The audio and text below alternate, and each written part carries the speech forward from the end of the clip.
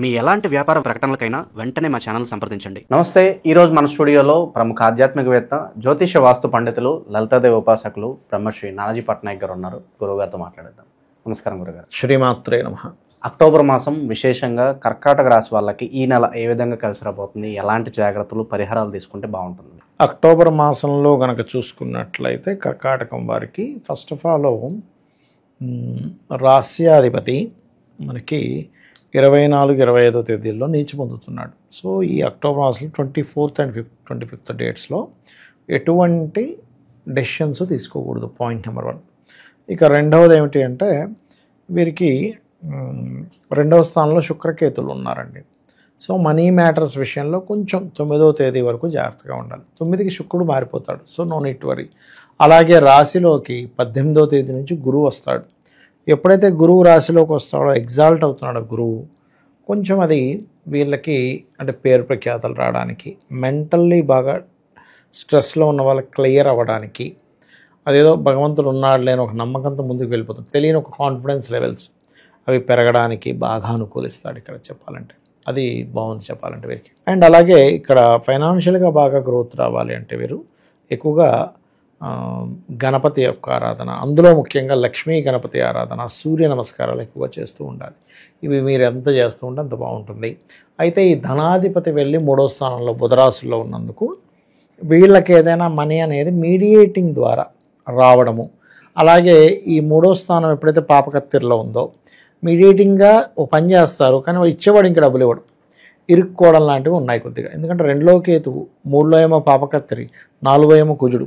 అంటే ఏమైపోయిందంటే 2nd, 3rd, 4th ఈ స్థానాలన్నీ కూడా పాపగ్రహాలతో సంబంధం కలిగి ఉంది. కాబట్టి మీడియేటింగ్ ఏదైనా చేసాం, ఒక రియల్ ఎస్టేట్లో ఒకరికి భూమి ఇప్పించాం. నేను చాలామందిని చూసా, జస్ట్ ఒక చిన్న డీల్తో లక్షలు వస్తాయండి వాళ్ళకి. అది కూడా భూయోగాలు ఉంటాయి వాళ్ళకి, భూమూలక ధనయోగము అంటారు. అది ఉండడం వల్ల వస్తూ ఉంటుంది వారికి.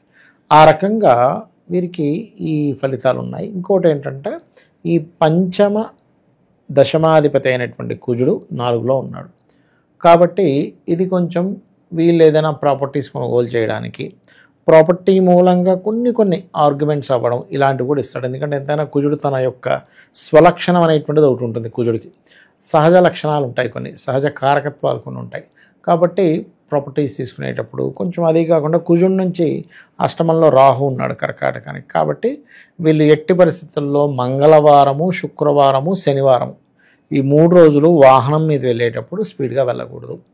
ఇంకా వీలైతే కుజహోర, శుక్రహోర, శనిహోరల్లో ఇంపార్టెంట్ అనుకున్నప్పుడు బయలుదేరకపోవడం చాలా మంచిది వీరికి. ఓకే, ప్రాపర్టీస్ తీసుకోకపోవడం మంచిది. ఆ రోజుల్లో వాహనం మీద ఎక్కువ స్పీడ్గా వెళ్ళదు, ఎప్పుడూ వెళ్ళకూడదు. ఆ రోజు మరింత జాగ్రత్తగా ఉండాలి.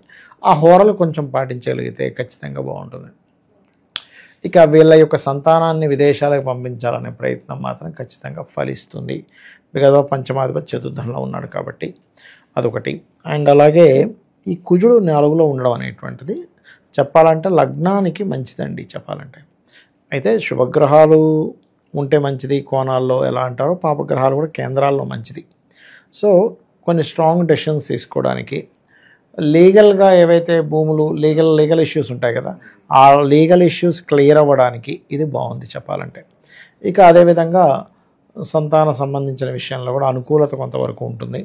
కాకపోతే ఇక్కడ ఏంటంటే ఎప్పుడైతే మనకి 17వ తేదీ రవెల్లి కుజుడితో కలుస్తున్నాడు, వాళ్ళిద్దరూ కలిసి 28వ తేదీ వరకు ఉంటారు. దాని తర్వాత కుజుడు తన ఓన్ హౌస్లోకి వెళ్ళిపోతాడు. రవి మాత్రం అక్కడే ఇంకొక 4 రోజుల పాటు ఉంటాడు, 17 నుంచి 17, 16వ తేదీ నవంబర్ వరకు కూడా. అయితే ఇక్కడ ఏంటంటే ఈ 2 గ్రహాలు కలిసినప్పుడు మీరెవరితోనైనా ఒక ల్యాండ్ డీల్ కనుక గవర్నమెంట్ వ్యక్తులతో కానీ, లేకపోతే గవర్నమెంట్ రిలేటెడ్ ఆక్షన్లో ల్యాండ్ తీసుకునే విషయాల్లో కానీ పర్టికులర్గా 17th నుంచి జాగ్రత్తగా ఉండాలి. ఇది ప్రధానంగా తీసుకోవాల్సినటువంటి జాగ్రత్త. ఇక వీళ్ళకి ఈ కర్కాటకం వారికి ప్రత్యేకంగా అష్టమంలో రాహు ఉన్నందుకు కొంచెం వాటర్ ప్లేసెస్కి వెళ్ళినప్పుడు చాలా జాగ్రత్తగా ఉండాలి. నీటి ప్రదేశాలకు వెళ్ళి ఇబ్బంది పడడం లాంటివి జరుగుతూ ఉంటాయి. అదొకటి మెయిన్గా చూసుకోవాలి. పిల్లల వల్ల తల్లిదండ్రులకి ఏదన్నా అపకీర్తి వచ్చే అవకాశాలు మనకు కనిపిస్తున్నాయంటారా? పిల్లల వల్ల అపకీర్తి అంటే కొద్దిగా చూపిస్తుందండి. ఎందుకంటే ఎప్పుడైనా సరే ఈ కుజుడు పిల్లల సంతానానికి కారకుడు, ఈ లగ్నానికి. శుక్రరాశుల్లో ఉంటే శుక్రుడు నీచబడ్డాడు 9వ తేదీ నుంచి. కాబట్టి కొంచెం 9వ తేదీ నుంచి శుక్రుడు నీచంలో ఉన్నాడు కాబట్టి, అంటే తన రాస్యాధిపతి ఇక్కడ ఏంటంటే తన ఏ రాశిలో ఉన్నాడో ఆ అధిపతి పాడైనా ఇబ్బందే, తన రాశిలో ఏదైనా గ్రహం వచ్చి ఇబ్బంది పెడుతున్నా అది ఇబ్బంది. అంటే ఎలా అంటే ఎగ్జాంపుల్ ఇప్పుడు మీరు పిల్లల వల్ల అన్నారు చూసారా, మన ఇంట్లో పిల్లవాడు బయట ఏదో చేసి వచ్చాడు, ఇంటి వాళ్ళకి ఇబ్బందేగా. తాగి రోడ్ల మీద తిరిగి కింద ఏదో ఎవరికో గుద్దేశాడనో, లేకపోతే ఏదో గొడవ పెట్టుకున్నాడనో, ఏదో అమ్మాయితో ఏదో పెట్టుకుని వాళ్ళు మన ఇంటికి వస్తున్నా అంటే ఏంటి, ఈ ఇంట్లో పిల్లవాడే. అంటే ఈ కుజుడు పంచమాధిపతి, సంతానానికి కారకుడు, ఆయన తులారాశిలో ఉంటూ ఆ రాస్యాధిపతి అయినటువంటి శుక్రుడు నీచపడుతున్నాడు. అంటే ఏమిటి, ఆ ఇంట్లో ఉండేవాడే, ఆ ఇంటి కారకుడే వెళ్ళి పాడవుతున్నప్పుడు మరి ఆ ఇంట్లో వాళ్ళకి కూడా ఇబ్బందేగా.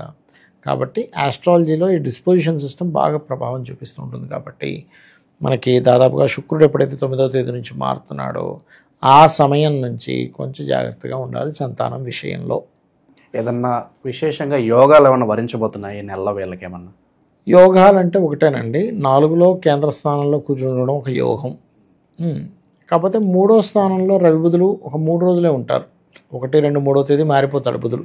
ఆ 3 రోజుల్లో వీళ్ళు ఏదైనా అగ్రిమెంట్స్ చేసుకోవడానికి బాగుంది అని చెప్పొచ్చు, బుధాదిత్య యోగం 3లో ఉన్నందుకు. ఓకే, అదొక యోగం చెప్పాలంటే. లగ్నంలో గురువు రావడం ఒక యోగం అండి వీళ్ళకి. అంటే కర్కాటకంలో ఎగ్జాల్ట్ అవుతాడు కదా, అదేంటంటే ప్రత్యేకంగా సప్తమాన్ని చూస్తాడు కాబట్టి వివాహం చేసుకోవాలనుకునే వారికి ఇంతకాలము ప్రయత్నాలు చేస్తుంటే కుదరనటువంటివి ఎప్పుడైతే లగ్నంలోకి గురువు వస్తాడో, సప్తమాన్ని వీక్షిస్తాడో అది కొంతవరకు బాగుంటుంది. అది ఎవరెవరి వేటికి బాగుంటుంది, సంతానానికి బాగుంటుంది, ఎట్ ఏ సేమ్ టైం వివాహానికి బాగుంటుంది. అలాగే తండ్రికి సంబంధించిన ఏవైనా కొన్ని ఇప్పుడు తండ్రి గారికి ఏదో హెల్త్ ఇష్యూ వచ్చింది, అది క్యూర్ అవ్వడానికి కూడా లగ్నంలో ఉండే గురువు క్యూర్ చేస్తాడు. లాంగ్ జర్నీస్ వెళ్ళడం వల్ల కొన్ని కలిసి రావడము, అలాగే కొంత క్షేత్ర దర్శనాలు చేసుకోవడము, ఇటువంటి వాటికి అన్నిటికీ కూడా లగ్న గురువు మంచి ఫలితాలు ఇస్తాడు, అందులో ఎటువంటి సందేహం లేదు. అది ప్రధానంగా చూసుకోవాలి. ఓకే, ఇక విశేషంగా ఎలాంటి పరిహారాలు చేసుకోవచ్చు అంటారు? మనకి కొన్ని రకాల పండుగలు ఉన్నాయి ఈ నెలలో, సో వాటిని ఎలా వినియోగించుకుంటే బాగుంటుంది? ఫస్ట్ ఆఫ్ ఆల్ పండగ విషయంలో ఇక్కడ ఎప్పుడు కూడా వీళ్ళకి పరిహారం అనేటువంటిది రెగ్యులర్గా వీళ్ళు స్కందుని ఆరాధించడం చాలా మంచిదండి. సుబ్రహ్మణ్యేశ్వర స్వామి ఆరాధన రుణ రోగ శత్రుబాధల నుంచి బయటపడేస్తుంది. అదీ కాకుండా ఈ లగ్నానికి కేంద్ర కోణాధిపతి, ఉభయ కేంద్ర రాజయోగ కారకుడుగా చెప్తూ ఉంటారు. ఒక్కొక్క లగ్నానికి ఒక్కొక్క రాజయోగ కారకులు ఉంటారు. ఆ రకంగా వీరికి అంటే పండగ సమయంలో వీళ్ళు ఎక్కువగా జలంతో అభిషేకాలు చేయడము, జలంలో కొన్ని పుష్పాలేసి ఆ రకంగా అభిషేకం చేయడము, ఇవి చాలా చక్కటి ఫలితాలను ఇస్తాయి వీరికి. అదేవిధంగా కొంచెం లగ్నంలో మనకి ఎలాగైతే గురువు వస్తున్నాడో 18వ తేదీ నుంచి 19 నుంచి వస్తున్నాడు, 18 నైట్ 19 నుంచి వస్తున్నాడు కాబట్టి కొంచెం భక్తిగా చేసుకునేటువంటి ఆ యొక్క ఎనర్జీ కూడా భగవంతుడు వెలిగిస్తాడు. ఎప్పుడూ కూడా ఏంటంటే మనం అనుకుంటాం మనం శ్రద్ధగా చేసాం, కానీ అమ్మవారు చేయించుకుంటుందండి. తను చేయించుకోవాలనుకున్నప్పుడు మాత్రమే ఈ యొక్క భక్తుడికి భక్తి అనేది వస్తుంది, లేకపోతే అదర్వైజ్ రాదు. ఈ సెప్టెంబర్ మాసంలో మనకి చంద్రగ్రహణం పూర్తయింది గురుగారు. సో దీనివల్ల కాస్త వీళ్ళకి మానసిక ఆందోళన ఉంటుంది అని అంటున్నారు. ఇది ఇంపాక్ట్ అనేది ఇంకెంతవరకు ఉంటుంది మరేంటి, కాస్త ఈ టెన్షన్స్ అన్నీ పోయి రిలాక్స్ అవ్వడానికి ఏదన్నా రెమెడీ ఉంటుంది? ఎగ్జాక్ట్లీ అండి. ఫస్ట్ ఆఫ్ ఆల్ ఏంటంటే గురువు రాశిలో ఉన్నాడు కదా, గురువు ఎప్పుడైతే రాశిలో ఉన్నాడో 19వ తేదీ నుంచి రిలాక్స్ వస్తుంది. కానీ 19 ముందు వరకు కూడా గ్రహణం రోజు నుంచి ఒక 40 days మాత్రం కొంచెం జాగ్రత్తగా ఉండాలి. ఎందుకంటే మనకి సెప్టెంబర్లో 7వ తేదీన గ్రహణం పడుతుంది. సో అక్టోబర్ ఆల్మోస్ట్ 7కి ఇంకో 10 రోజులు కలుపుకుంటే 17వ తేదీ వరకు, ఎలాగో 19వ తేదీ గురువు వస్తున్నాడు, 17వ తేదీ వరకు వీళ్ళకి అష్టమంలో పడింది. కాబట్టి ఈ లగ్నాధిపతి, ఈ రాస్యాధిపతి, కర్కాటకానికి రాస్యాధిపతి చంద్రుడే, ఈ చంద్రుడు అష్టమంలో గ్రహణంలో పెట్టాడు. కాబట్టి ఇక్కడ ఏంటంటే ఇది న్యూట్రల్ చెప్పాలంటే అష్టమంలో గ్రహణం అనేది, కానీ ఈ రాస్యాధిపతికి అష్టమం అవుతుంది కదా. కాబట్టి వీళ్ళు వాటర్ ప్లేసెస్కి వెళ్ళినప్పుడు ఇక్కడ గండం అనవసరంగా ఇక్కడ మనం రిస్క్ చేస్తున్నాము అనుకునే విషయంలో 17వ తేదీ అక్టోబర్ వరకు జాగ్రత్తగా ఉండాలి. ఓవరాల్గా అక్టోబర్ మాసం అంతా కూడా ఈ రాశి వాళ్ళకి ఏ విధంగా ఉంటుంది, ఎలాంటి జాగ్రత్తలు తీసుకోవాలి, చాలా బాగా వివరించారు. ధన్యవాదాలు. శ్రీమాత్రే నమః.